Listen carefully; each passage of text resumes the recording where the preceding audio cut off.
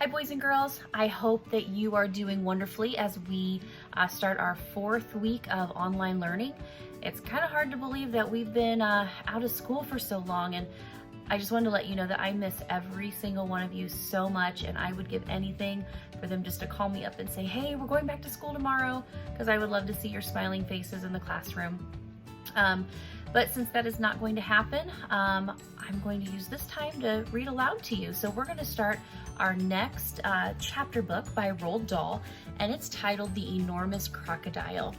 Now, this book has lots of really neat colored pictures. So I'm going to turn my camera here as I get started and read this to you so that you can see the pictures as I'm reading.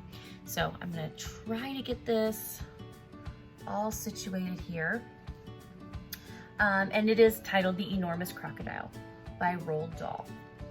All right, and when we start out, we meet the crocodile. All right, so I'm just gonna try to turn it here so you can see those pictures. In the biggest, brownest, muddiest river in Africa, 2 crocodiles lay with their heads just above the water. One of the crocodiles was enormous. The other was not so big. Do you know what I would like for my lunch today? The enormous crocodile asked. No, the not-so-big one said. What? The enormous crocodile grinned, showing hundreds of sharp white teeth. For my lunch today, he said, I would like a nice, juicy little child. Oh, I never eat children, the not-so-big one said. Only fish. Ho, ho, ho, cried the enormous crocodile. I'll bet that if you saw a fat, juicy little child paddling in the water over there at this very moment, you'd gulp him up in one gulp. No, I wouldn't, the not-so-big one said. Children are too tough and chewy. They are tough and chewy and nasty and bitter. Tough and chewy, cried the enormous crocodile. Nasty and bitter? Oh, what awful tommy rot you talk. They are juicy and yummy. Well, they taste so bitter, the not-so-big one said. You have to cover them with sugar before you can eat them. Well, children are bigger than fish, said the enormous crocodile. You get bigger helpings. You are greedy, the not-so-big one said. You are the greediest croc in the whole river. I'm the bravest croc in the whole river, said the enormous crocodile. I'm the only one who dares to leave the water and go through the jungle to the town to look for little children to eat. You've only done that once, snorted the not-so-big one. And what happened then? They all saw you coming and ran away. Ah, but today when I go, they won't see me at all, said the enormous crocodile. Of course they'll see you, the not-so-big one said. You're so enormous and ugly, they'll see you from miles away. The enormous crocodile grinned again, and his terrible sharp teeth sparkled like knives in the sun. Nobody will see me, he said, because this time I've thought up secret plans and clever tricks. Clever tricks, cried the not-so-big one. You've never done anything clever in your life. You're the stupidest croc in the whole river. I'm the cleverest croc in the whole river, the enormous crocodile answered. For my lunch today, I shall feast upon a fat, juicy little child while you lie here in the river feeling hungry. Goodbye. The enormous crocodile swam to the side of the river and crawled out of the water. A gigantic creature was standing in the slimy, oozy mud of the riverbank. It was Humpy Rumpy, the hippopotamus. Hello, hello, said Humpy Rumpy. Where on earth are you off to at this time of day? I have secret plans and clever tricks, said the crocodile. Oh dear, said Humpy Rumpy. I'll bet you're going to do something horrid. The enormous crocodile grinned at Humpy Rumpy and said, I'm going to fill my hungry, empty tummy with something yummy, yummy, yummy, yummy. Oh, what's so yummy? Asked Humpy Rumpy. Try to guess, said the crocodile. It's something that walks on 2 legs. You don't mean, said Humpy Rumpy. You don't really mean you're going to eat a little child? Of course I am, said the crocodile. "Oh, you horrid, greedy, grumptious brute!" cried Humpy Rumpy.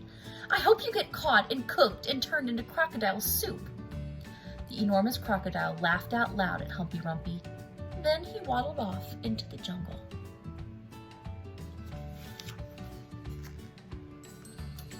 Inside the jungle, he met Trunky the elephant.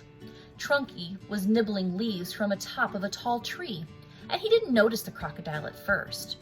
So the crocodile bit him on the leg. "Ow!" said Trunky in his big, deep voice. "Who did that?" "Oh, it's you, is it, you beastly crocodile? Why don't you go back to the big, brown, muddy river where you belong?" "Well, I have secret plans and clever tricks," said the crocodile.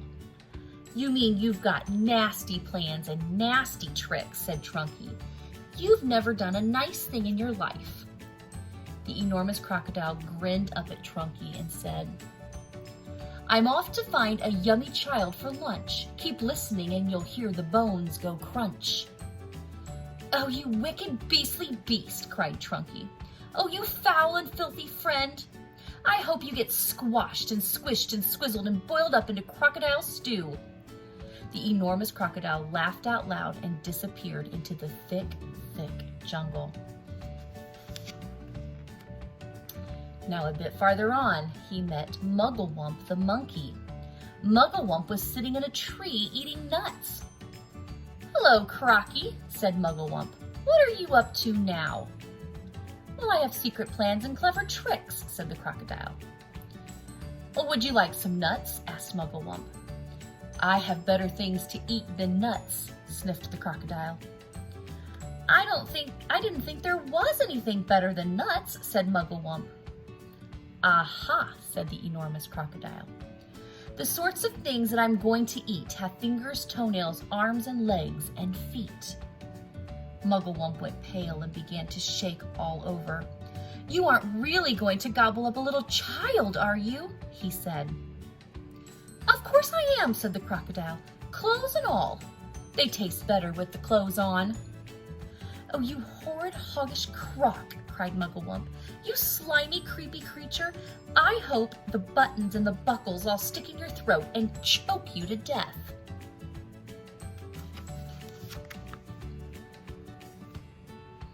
The crocodile grinned up at Mugglewump and said, "I eat monkeys too." And quick as a flash, with one bite of his huge jaws, he bit through the tree that Mugglewump was sitting on, and down it came. But just in time, Mugglewump jumped into the next tree and swung away through the branches. A bit farther on, an enormous crocodile met the roly-poly bird. The roly-poly bird was building a nest in an orange tree. "Hello there, enormous crocodile," sang the roly-poly bird. "We don't often see you up here in the jungle." "Ah," said the crocodile, "I have secret plans and clever tricks." "Well, I hope it's not something nasty," sang the roly-poly bird. "Nasty?" cried the crocodile. "Of course it's not nasty. It's delicious. It's luscious, it's super, it's muscious, it's duper. It's better than rotten old fish. You mash it and munch it, you chew it and crunch it. It's lovely to hear it go squish." "Oh, well, it must be berries," sang the roly-poly bird. "Berries are my favorite food in the world. Is it raspberries, perhaps? Or could it be strawberries?" The enormous crocodile laughed so much his teeth rattled together like pennies in a piggy bank. "Crocodiles don't eat berries," he said. "We eat little boys and girls, and sometimes we eat roly-poly birds as well." Very quickly, the crocodile reached up and snapped his jaws at the roly-poly bird. He just missed the bird, but he managed to catch hold of the long, beautiful feathers in its tail. The roly-poly bird gave a shriek of terror and shot straight up into the air, leaving its tail feathers behind in the enormous crocodile's mouth. At last, the enormous crocodile came out of the other side of the jungle into the sunshine. He could see the town not far away. So tomorrow when we come back, we're going to see what his clever tricks are and whether or not he finds the little children he's looking for. All right, we'll see you back here tomorrow. Bye-bye.